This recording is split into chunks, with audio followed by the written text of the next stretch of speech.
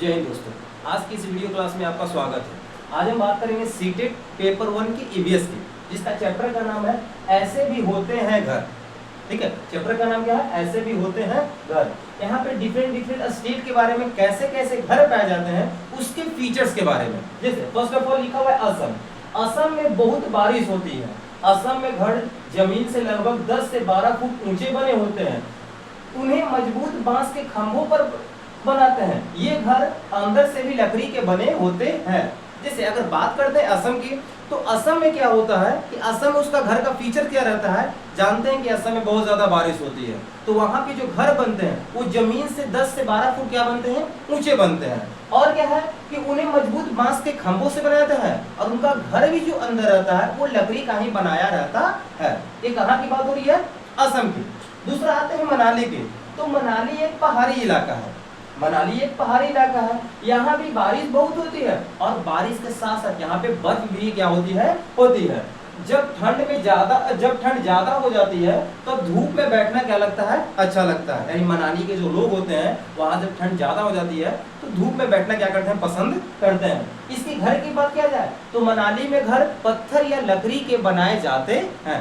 जिसे असम में घर जो होते हैं वो लकड़ी के बनाए जाते हैं, तो मनाली में जो घर बनता है वो पत्थर और लकड़ी दोनों को क्या कहता है? बनाया जाता है।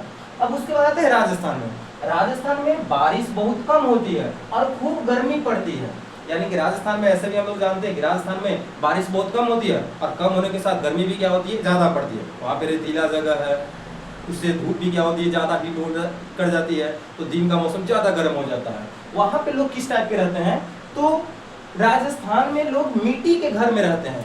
यानी कि राजस्थान में जो भी लोग रहते हैं वहाँ पे घरों का वो कैसे यूज करते हैं? मिट्टी के घर बना के। घरों की दीवार बहुत मोटी होती है। घरों की जो दीवार होती है वो क्या होती है? मोटी होती है, जिससे कि सन का किरणें जो होती है वो अंदर क्या कर सके? गर्मी ना आ सके।